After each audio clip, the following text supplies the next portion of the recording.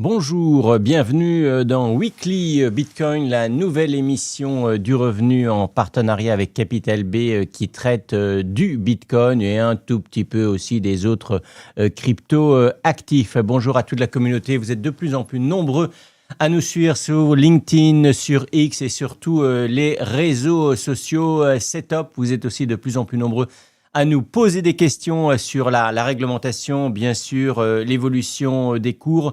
Deux questions parmi les dernières qui nous ont arrivées. Pourquoi CoinHosh n'a pas encore obtenu l'agrément MiCA? On essaiera de répondre tout à l'heure. Et puis BitGet ou BitJet, je ne sais pas, .com, qui va cesser ses activités en France en mars 2026.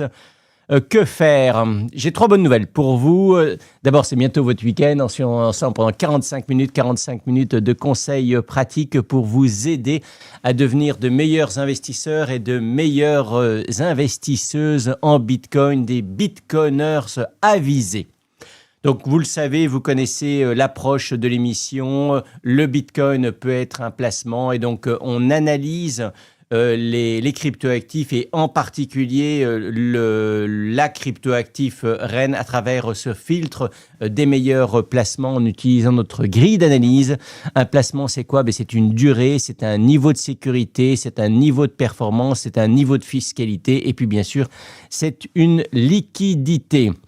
Alors, pour une émission exceptionnelle, il faut bien sûr un invité de marque et c'est Alexandre Lézé que vous connaissez bien. Bonjour Christian, comment ça va? Ça fait plaisir d'être ici. Ça va bien. Oui, normalement, on est à distance. T'es à Abu Dhabi, c'est ça, normalement? À Abu Dhabi, normalement. Ouais. Et maintenant à Paris. Donc, un plaisir d'être dans les locaux. Ça fait combien de temps que tu es installé à Abu Dhabi? Alors maintenant, ça fait depuis juin de l'année dernière. D'accord. Donc, on s'acclimate très bien. Il y a beaucoup d'opportunités avec, bien sûr, les fonds souverains d'Abu Dhabi et beaucoup de la finance traditionnelle qui s'est déjà déplacée en réalité depuis maintenant une dizaine d'années à Abu Dhabi. Maintenant, il y a un exode de la city anglaise vers Abu Dhabi. C'est impressionnant. Vraiment, c'est sans précédent. C'est des millions de millionnaires qui se déplacent du UK vers les Émirats arabes unis. Les conditions sont tout à fait simples. C'est la sécurité, la stabilité fiscale et financière qui attire énormément d'investisseurs chevronnés dans la finance traditionnelle ou de personnes qui ont fait carrière dans la finance traditionnelle. Et donc, Capital B a formé une filiale depuis l'année dernière là-bas pour être au plus proche des investisseurs. Et c'est là-bas également que je suis pour développer ce hub international qui vient accompagner la stratégie de Capital B. Donc, j'imagine qu'il y a à la fois de nombreux acteurs de la finance traditionnelle et puis aussi de nombreux acteurs de la finance digitale. Également, bien sûr. Alors, on sait que les fonds souverains d'Abu Dhabi sont parmi ceux qui ont investi le plus dans le Bitcoin, plus de 500 millions de dollars, et que effectivement, il y a 2 semaines, l'ADIC, par exemple, qui est un des plus gros fonds souverains d'Abu Dhabi à l'intérieur de Mubadala, a publié une vidéo de Michael Saylor qui décrit l'importance du capital digital et du crédit digital basé sur Bitcoin. Donc, c'est assez impressionnant à voir.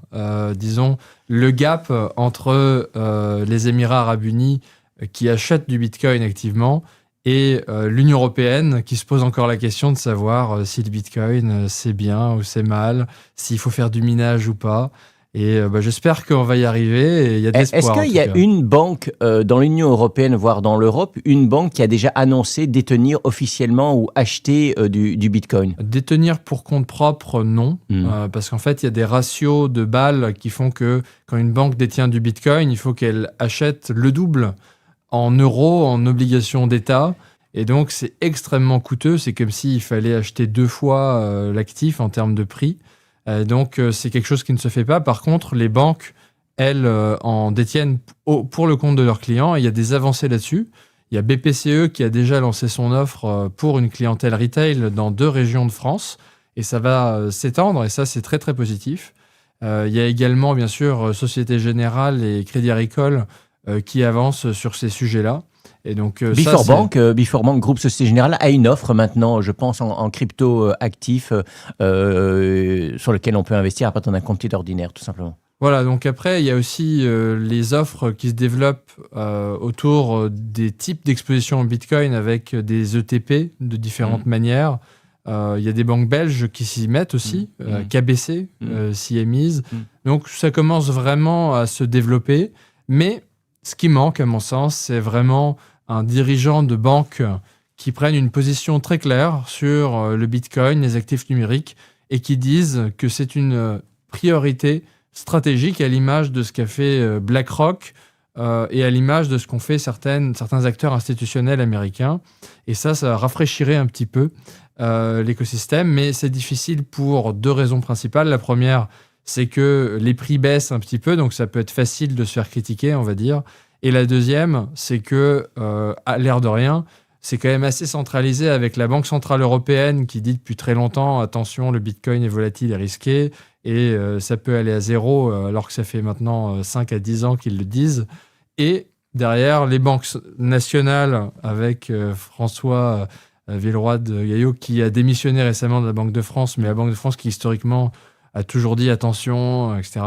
Et donc, ça pourrait rafraîchir un petit peu qu'un jour, on ait un président qui assume une priorité sur le Bitcoin, des banques qui assument une priorité sur le Bitcoin. Et je suis convaincu que ça va venir.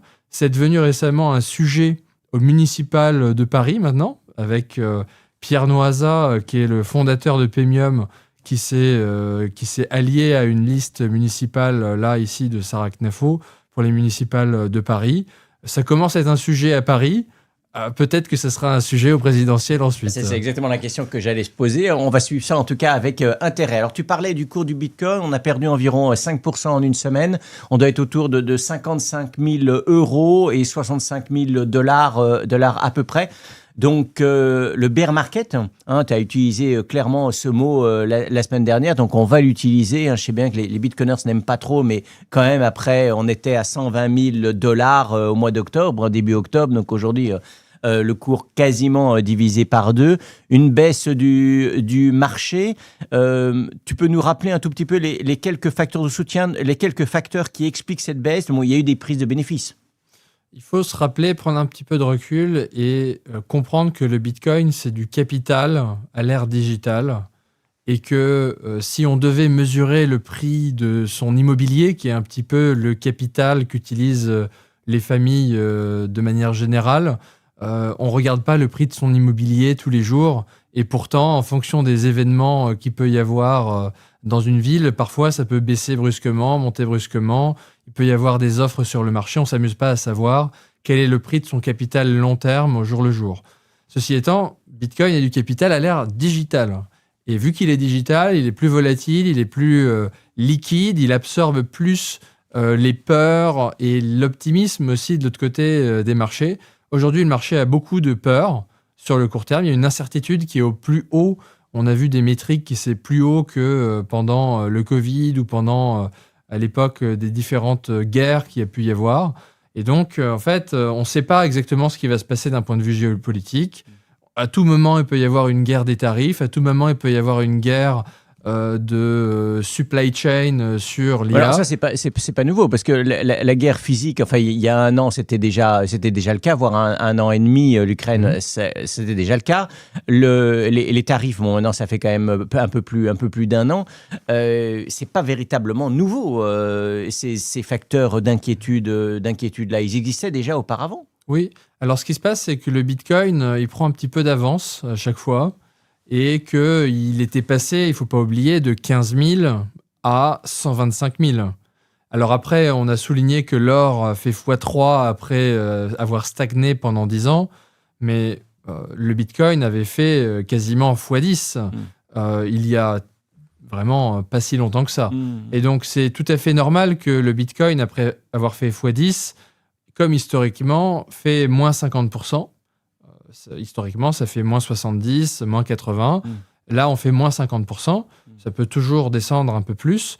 Mais ce qu'il faut retenir, c'est que le Bitcoin est un actif de long terme et que, effectivement, il faut pouvoir supporter ces phases de marché baissier qui sont un petit peu violentes, mais qui sont une sorte de retour aux moyennes mobiles sur 4 ans du Bitcoin, qui ne cessent d'augmenter, mais qui donne lieu quand même à des phases de marché baissier de ce type-là. Et quand je disais qu'il y a des éléments d'incertitude, c'est parce que il y a eu une déception. Il y a eu beaucoup de bitcoiners qui s'attendaient à ce que face à l'incertitude, des investisseurs se replient vers un actif comme le Bitcoin, qui fournit une forme l'or de... numérique. Voilà. Ceci étant, ce qui se passe, c'est que finalement, c'est plutôt l'or qui a été utilisé là en cette fin d'année. Et après, il y a un autre phénomène, c'est qu'une fois que des institutions, même des gouvernements, accumulent de l'or de manière importante, après, il y a tout un tas de mécanismes qui se mettent en place dans la finance traditionnelle, avec des institutions qui viennent acheter ce qui monte et qui amplifie un petit peu la hausse, et parfois des institutions qui vont aussi vendre du Bitcoin pour acheter de l'or. Et ce qu'on peut estimer, c'est que, voilà, à horizon 1 an ou 2, eh bien, il va y avoir une rotation également entre, disons, les actifs qui sont considérés comme risk-off, c'est-à-dire avec moins de risques aujourd'hui, comme l'or, qui est considéré de cette manière-là, et vers des actifs qui sont aujourd'hui considérés et assez fortement corrélés au secteur du software, de la technologie, comme l'est le Bitcoin aujourd'hui. Il est considéré plutôt comme un monopole digital d'amplification des mouvements de la technologie, plutôt que comme une réserve de long terme. Plutôt de la tech, quoi. Et en fait, le mouvement du Bitcoin nous donne une information, c'est que le Bitcoin n'est pas encore compris comme un actif de réserve long terme. Il est plutôt compris comme un actif à risque qui permet d'amplifier la performance sur des anticipations du secteur technologique. Donc c'est une incompréhension potentielle du Bitcoin ou tout simplement, c'est que le Bitcoin a fait x10 et qu'il fait moins 50%, comme il l'a fait historiquement, et que dans ce contexte-là, eh bien, c'est des phases de marché qui donnent une opportunité pour des investisseurs qui sont sur le long terme. Alors, on va revenir sur effectivement comment se comporter dans cette phase de marché, mais on voit bien que ça commence à coincer. Là, après 5-6 mois de baisse, il y a les premières plateformes américaines qui commencent à bloquer les retraits. On pense à Blockfields, par exemple. C'est quand même pas très rassurant. On se rappelle des précédents bear market. Il y a eu plusieurs acteurs majeurs qui avaient déposé le bilan. Qu'est-ce que tu peux nous dire sur Blockfields? Est-ce que tu es inquiet particulièrement? Eh bien, malheureusement, c'est vraiment la répétition historique des bear markets. Quand on est à peu près au milieu du bear market, on se retrouve avec certains combattants qui malheureusement tombent pendant la difficulté. Là, ici, souvent, c'est pas forcément les combattants qu'on peut défendre le plus. C'est des acteurs souvent qui ont pris trop de risques. Le dernier cycle baissier, c'était même des acteurs qui avaient commis des fraudes. Comme FTX, bien sûr, et puis il y avait eu BlockFi et d'autres acteurs qui avaient malheureusement dit à leurs clients qu'ils allaient utiliser leur Bitcoin pour leur rendre un rendement. Et en fait, ils avaient vendu le Bitcoin et puis ils faisaient d'autres choses pour essayer de générer des profits. Et dès que le marché baisse, après, ils n'ont plus les Bitcoins, les utilisateurs veulent retirer le Bitcoin, il n'y a plus de Bitcoin. Donc c'est un bon moment de rappeler que si ce n'est pas vos clés, ce n'est pas votre Bitcoin. Et que si ce n'est pas un acteur de type bancaire institutionnel, vous prenez des risques additionnels. Ça, c'est quand même important à rappeler.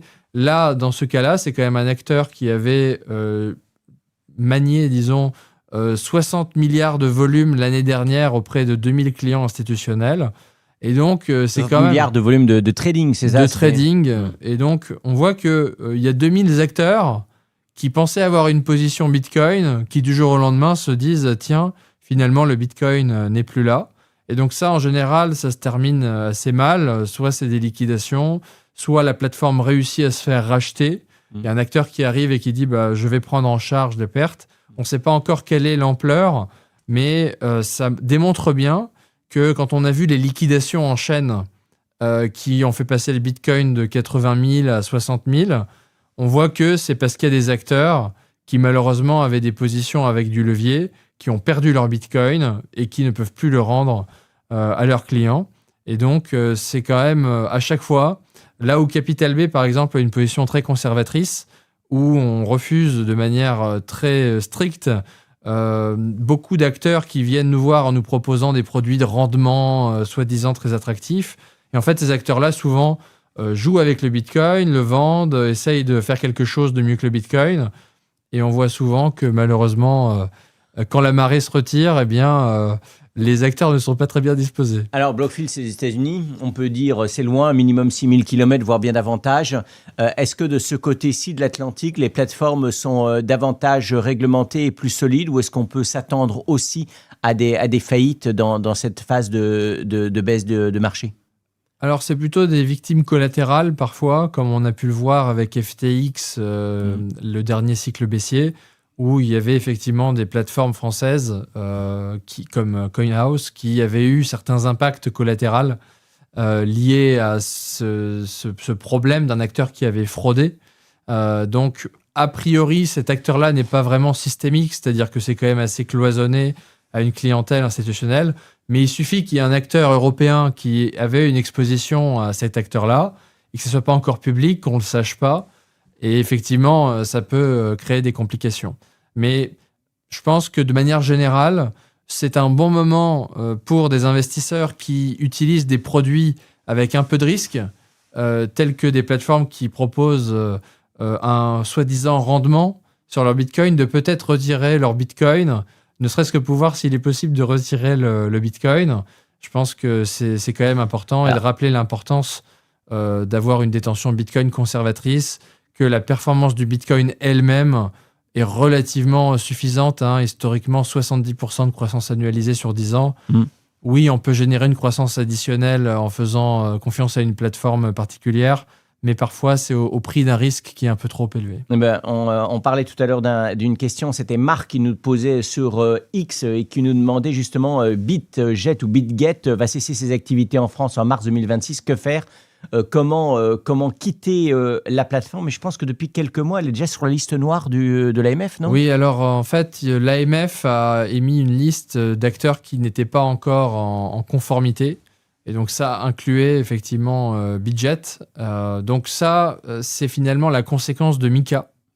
MiCA qui est venu donner une réglementation très stricte pour les intermédiaires qui offrent des services sur cryptoactifs et qui rendent quasiment impossible la fourniture de ces services à moins d'être déjà une banque ou de faire l'investissement gigantesque de se conformer aux mêmes standards qu'une banque.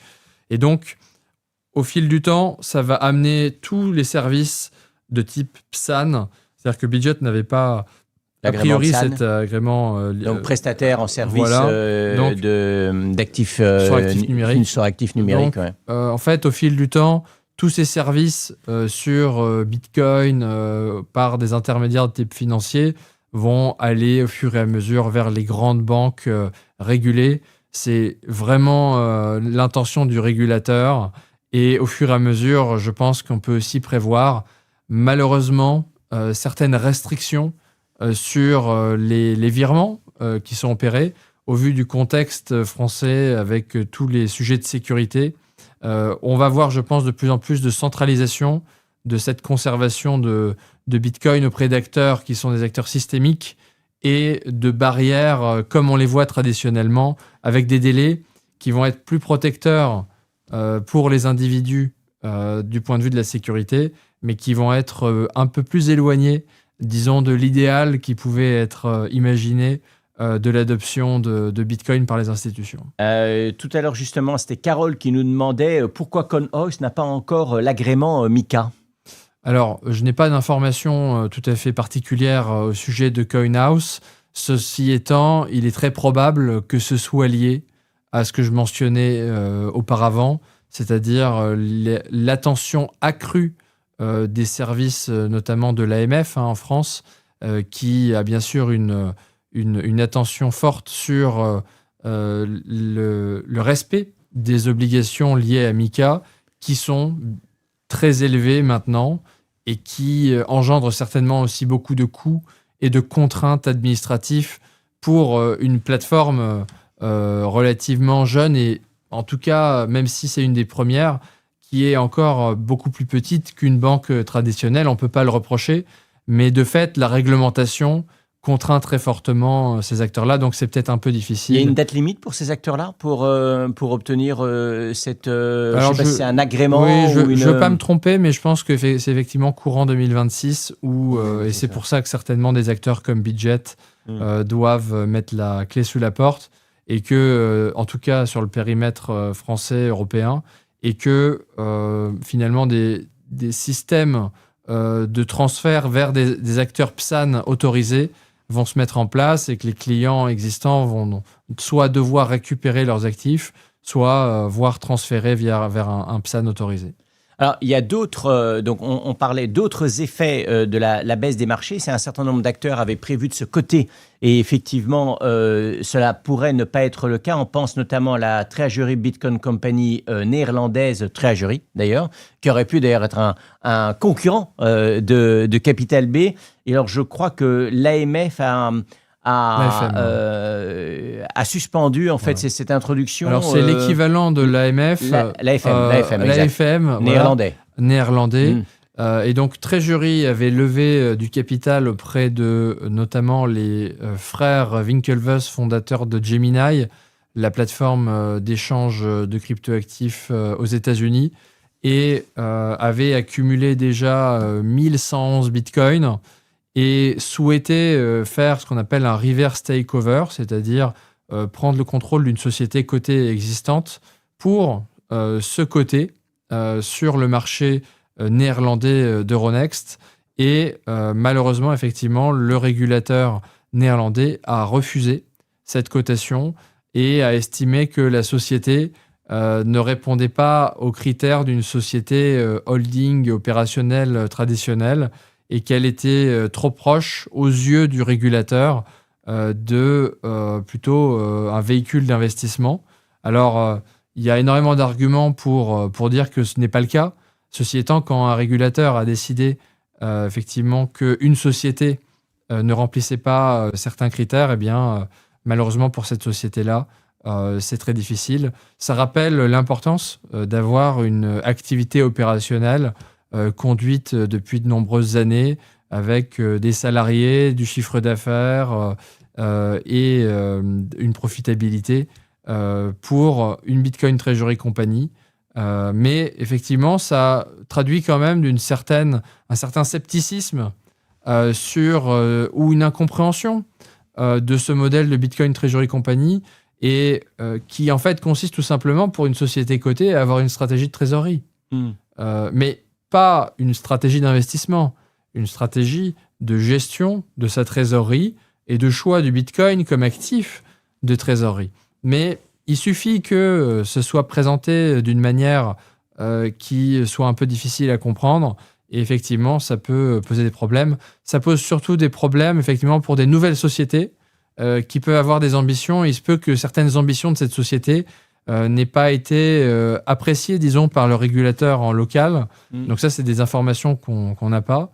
Apparemment, Treasury a proposé des options alternatives comme quelque chose qui serait géré à partir du Luxembourg, mais ça n'a pas fonctionné. Et donc, effectivement, on ne sait pas quelle va être la suite exacte, mais a priori, Treasury ne va pas pouvoir être coté et donc rentrer en compétition sur le marché européen. Mais on ne s'en réjouit pas. Ce serait dans l'intérêt de Capital B qui est plus de sociétés avec une stratégie de Bitcoin Treasury Company qui se développe sur le périmètre européen.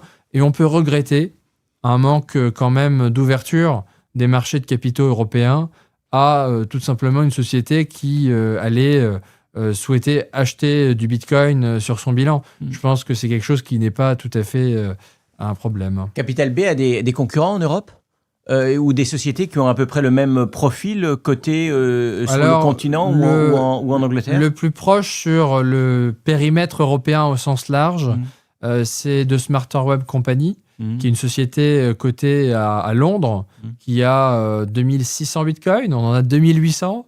Alors, à un moment donné, ils en avaient un peu plus. Maintenant, on a un peu plus. Donc, c'est de bonne guerre. On a un bon partenariat, disons, d'accumulation de bitcoins d'un côté et de l'autre de la Manche. Et ensuite, on a également H100, qui est une société, là, en Suède, qui a environ 1000 bitcoins, qui a également une stratégie relativement similaire. Donc, c'est vraiment les deux sociétés relativement comparables. Maintenant, Capital B est la société la plus liquide, institutionnelle, avec le plus d'investisseurs retail et institutions financières. Tu as le nombre d'investisseurs retail dans Capital B? Oui, alors on a plus de 20 000 investisseurs et plus de 40 institutions financières.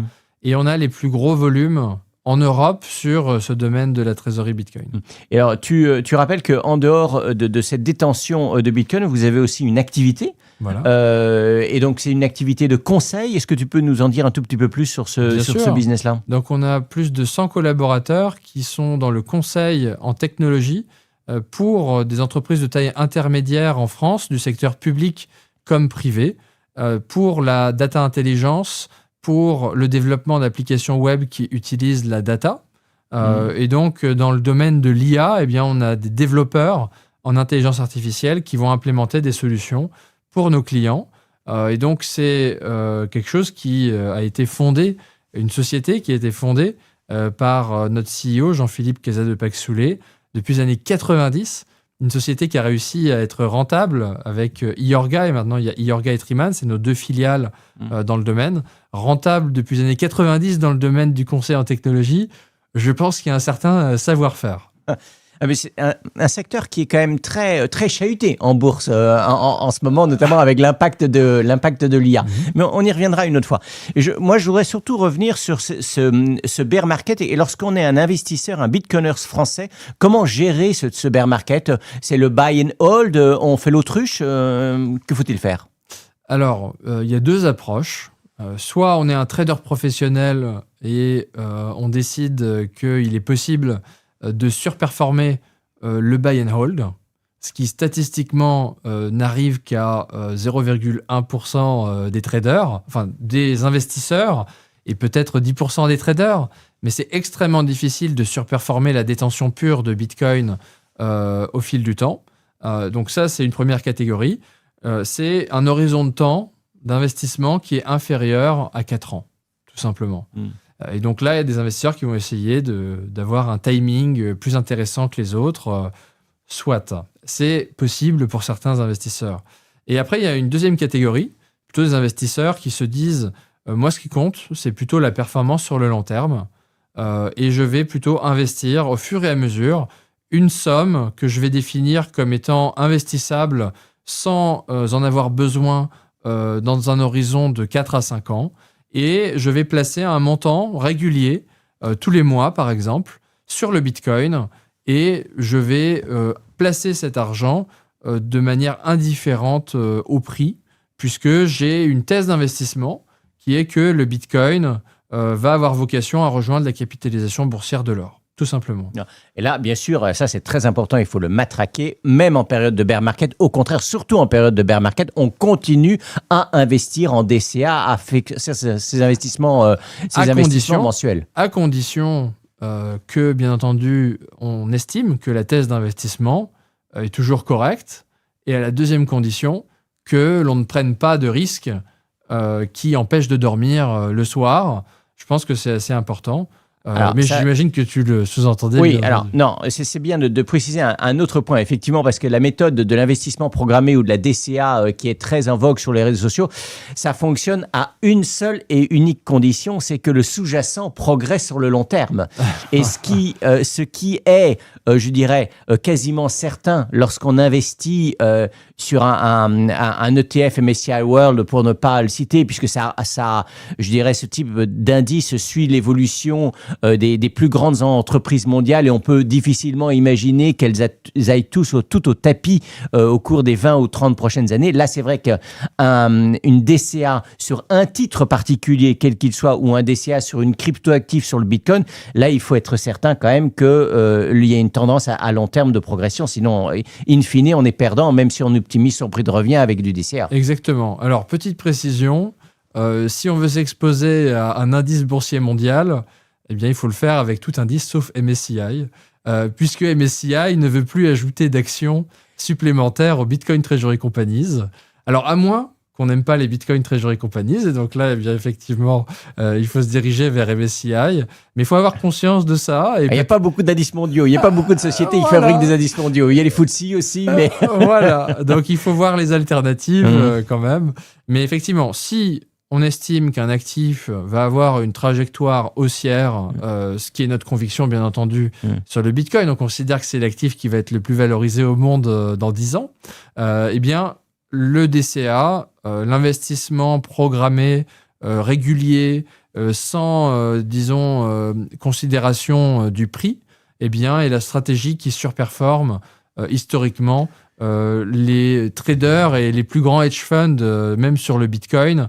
La détention pure de Bitcoin surperforme 99% des hedge funds au niveau mondial. Et donc, c'est un sacré gain de temps. Et il y a pas mal de sites internet, si on cherche DCA, Bitcoin, simulation, qui permettent de voir quand on a investi en DCA sur Bitcoin sur 4 ans, sur 5 ans, sur une période suffisamment longue, eh bien, combien tel type d'investissement aurait donné. Eh bien, après, si on croit au Bitcoin Treasury Companies, eh bien, c'est la même logique qui s'applique avec des risques additionnels par rapport au Bitcoin aussi, puisqu'il y a une société opérationnelle derrière et peut-être des avantages supplémentaires aussi. On rappelle que bien sûr, le Bitcoin est un investissement de diversification. On n'y investit pas l'argent des courses, 5 à 10% de vos placements financiers, pas plus. Parmi les actualités, démission de François Villeroy de Galhau, la démission du gouverneur de la Banque de France. Quel impact, bonne ou mauvaise nouvelle pour le Bitcoin ?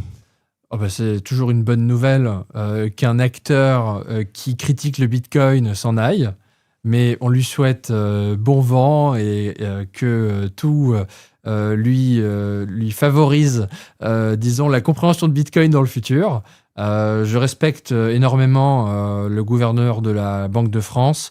Je pense qu'il fait tout simplement son travail, que cette tâche est compliquée et qu'il y a des enjeux politiques qui sont parfois difficiles à saisir. Et que je souligne encore quand même que même si il y a quelques semaines, il était sur un plateau avec le CEO de Coinbase et qu'il y avait eu ce débat et on avait critiqué le gouverneur de la Banque de France en disant oui, effectivement, il n'a pas compris le Bitcoin, mais je notais qu'il avait pris l'initiative quand même de faire un débat sur le sujet et je trouvais que c'était déjà une progression et j'espère que le prochain gouverneur de la Banque de France réussira à avoir des affirmations plus positives sur le Bitcoin. Maintenant, le système est assez centralisé. En fait, il y a la BCE, la Banque nationale, les banques commerciales. C'est assez vertical. Et donc, à partir du moment où la Banque centrale européenne se prennent à Francfort, voilà. pour l'essentiel aujourd'hui. Donc, à partir du moment où la Banque centrale européenne n'aura pas changé sa position sur le Bitcoin, il est très probable que le prochain gouverneur de la Banque de France ne va pas s'amuser à contredire Francfort sur le sujet. Christine Lagarde s'est exprimée à plusieurs reprises. D'ailleurs, il me semble qu'elle avait un enfant même qui a un fils qui devait investir dans le Bitcoin et elle avait mis en garde. Qu'est-ce qu'elle a ? Tu peux nous rappeler c'est quoi ses positions sur le Bitcoin ? Elle a dit à plusieurs reprises que ça allait à zéro, que ça valait rien, etc. Alors, plus récemment, je pense que Christine Lagarde a quand même admis que ça pouvait rester, qu'il y avait des usages, ce genre de choses. Donc, il y a des évolutions liées notamment tout simplement à l'élection de Donald Trump et à la réserve stratégique américaine. Donc, c'est pas exactement pareil de dire qu'un actif va à zéro quand c'est la réserve stratégique américaine. Maintenant, il y a un retard de l'Europe de 4 ans par rapport aux États-Unis sur le sujet du Bitcoin. On commence tout juste à entamer les discussions sur le minage de Bitcoin aujourd'hui, alors que les États-Unis l'ont fait il y a 4 ans. Et j'espère que dans 4 ans, on pourra parler d'une réserve stratégique pour la France en Bitcoin, de minage de Bitcoin, mais on en est franchement encore très loin. Autre actualité, Stratégie qui aurait lancé un programme visant à anticiper les risques potentiels liés à l'informatique quantique. Et c'est des risques sur la sécurité, c'est ça ? Oui, alors Stratégie, lors de son dernier rappel qui faisait la synthèse des résultats du dernier trimestre 2025, a présenté un projet de rassemblement de forces vives, disons, du Bitcoin, visant à faire de la recherche sur le quantique, sur les risques, sur les potentielles solutions qu'il pourrait y avoir s'il y avait une solution à prévoir, s'il y avait un risque. Et donc, ce que vise Stratégie ici, De la même manière que Stratégie avait formé un comité d'études sur les impacts environnementaux du Bitcoin, qui avait aidé à montrer, disons, de manière transparente que le Bitcoin a des impacts très positifs, en fait, sur le développement d'énergie déjà plus accessible pour les populations, et ensuite même d'énergie non carbonée également, et au développement du réseau électrique, tout simplement. Eh bien, Stratégie fait la même chose, et c'est important, pour déminer un petit peu ce sujet du quantique qui traîne un peu, qui manque d'une réponse un petit peu plus simple aujourd'hui. Aujourd'hui, la réponse qu'on peut apporter au quantique, c'est que les experts, d'un côté, estiment qu'il y a un risque à 20 ans, côté recherche quantique, donc ils ont tous les... côté recherche quantique, pardon, ils estiment que c'est à 10 ans, et côté expert Bitcoin, ils estiment que c'est plutôt à 20 ans, mais en fait, on peut estimer que c'est peut-être entre 10 et 20 ans. Ceci étant, ça vaut la peine d'entamer la recherche dès maintenant, de trouver, disons, des solutions. La solution, elle va être simple à un moment donné. S'il y a un risque, eh bien, ce sera de faire un upgrade, une actualisation du protocole Bitcoin, comme ça a été le cas à plusieurs reprises depuis sa création, et de donner l'optionnalité aux utilisateurs d'upgrader leur software pour que les transactions, les signatures soient, disons, à l'heure de certains protocoles quantiques qui pourraient avoir vu le jour d'ici 10 ans. Donc, c'est une manière d'engager la recherche et d'avoir une vision plus précise des risques eux-mêmes et des potentielles solutions s'il devait y en avoir. Tu crois qu'il y a un risque ? Oui, à terme. Il y a toujours un potentiel risque qui peut exister. Il faut l'étudier. Maintenant, est-ce que ce risque est important ? Est-ce qu'il est significatif ? Non, je ne pense pas. Je pense que ce risque est inférieur à 1 ou 0,1% en termes plutôt de prix.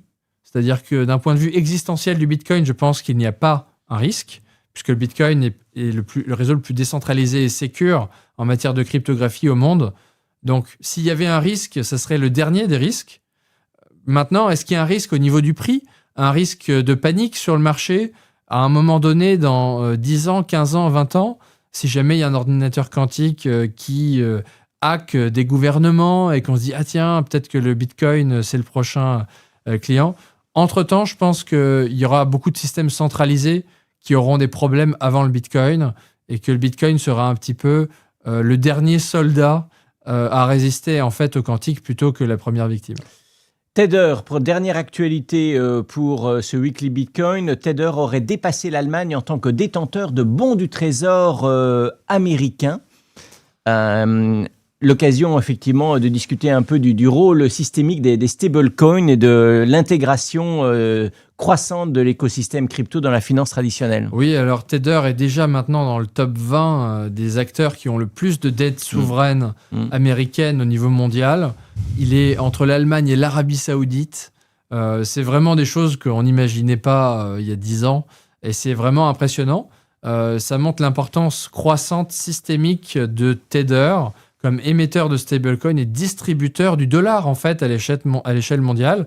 Tether est extrêmement utilisé en Argentine, au Liban, en Turquie, dans beaucoup de pays du monde maintenant. Et c'est une forme de distribution supplémentaire du dollar. Et à côté de ça, Tether utilise les profits qu'il génère de cette dette américaine pour acheter plus de Bitcoin et acheter plus d'or. Donc c'est vraiment une entreprise assez particulière, qui est un des plus gros détenteurs de Bitcoin, d'or, de dette américaine. C'est vraiment en train de devenir un monstre des marchés de capitaux. Rappelle-moi, ils sont cotés ou non ? Ils ne sont pas encore cotés, mais ils prévoient une IPO qui se prévoit d'être une des plus grosses IPO du secteur avec une valorisation estimée de 10 milliards. De 10 milliards de dollars, hein. D'accord. Alors, pour terminer, une masterclass un peu spéciale débutant. On est dans un bear market. Alors, on dit toujours il faut acheter plutôt en bourse. On dit il faut acheter au son du canon et vendre au son du violon. Non, on est plutôt au son du canon, donc c'est pas forcément le mauvais moment pour en parler. 3 conseils pour des débutants, des épargnants qui voudraient s'initier au monde de la crypto. Hein. C'est vrai qu'il y a autant de particuliers en France qui détiennent aujourd'hui des cryptos que de particuliers qui détiennent des actions cotées en bourse. Il n'empêche que ça se limite quand même à 6 ou 7%, donc il y a encore à évangéliser. 3 conseils très concrets pour ceux qui veulent franchir le pas. Alors, 3 conseils en 3 étapes. La première étape, c'est de prendre un papier, puisque quand on regarde les écrans, on est un petit peu omnibulé et hypnotisé par tout le flux d'informations qui arrivent. Est-ce que le Bitcoin va être adopté? Est-ce que il va être vendu? Est-ce qu'il y a une plateforme qui va faire faillite? Est-ce que c'est interminable. Il faut sortir de l'écran, prendre une feuille de papier, première étape. Deuxième étape, prendre un stylo. Et troisième étape, mettre sur papier le capital que l'on a à investir, la capacité d'investissement sur le long terme, le potentiel de prix du Bitcoin sur 1 an, 2 ans, 3 ans, 4 ans, 5 ans, en prenant ce qu'on peut connaître, c'est-à-dire le taux de croissance annualisé historique. Il est historiquement entre 20% et 70%. Prenons 20% à titre conservateur. Voyons ce que ça peut donner par rapport au prix actuel. 20% par an pendant 4 ans. 20% est trop ambitieux. Prenons 15%. Et voyons ce que ça donne sur un horizon de 4 ans, de 5 ans. Et voyons ce que ça peut donner avec une somme investie au départ, disons 1 000 euros ou 10 000 euros. Et de combien en une fois ou étalé dans le temps. Et qu'est-ce que ça peut donner ensuite en termes d'appréciation de cette valeur-là, et de voir est-ce que c'est un investissement qui fait du sens pour mon patrimoine, pour ma famille, et quelle est la taille de l'investissement qui va faire du sens pour moi. Parce qu'il se peut qu'une taille d'investissement ne bouge pas suffisamment, ne fasse pas suffisamment la différence. On évoquait 5-10%. Est-ce que cette taille d'investissement me convient en tant qu'investisseur? Est-ce que je suis prêt à prendre plus de risques et aller plus vers 20%, 50%, 100%? C'est le cas des bitcoins maximalistes, 100%. Mais est-ce que je suis un bitcoin maximaliste ou est-ce que j'ai encore des doutes? Quel est le pourcentage du doute? Et peut-être que le pourcentage du doute va déterminer l'allocation. Si j'envisage que le bitcoin va effectivement aller vers la capitalisation boursière de l'or dans 5 à 10 ans, quel est mon pourcentage de conviction? Eh bien, le pourcentage de conviction peut définir aussi la taille de l'allocation. Et ensuite, quel est le risque que je suis prêt à prendre en tant qu'investisseur? Pas nécessairement uniquement en termes de taille d'investissement, mais en termes de disponibilité du capital. Parce qu'il faut bien se dire que le Bitcoin, c'est un horizon à minima de 4 à 5 ans.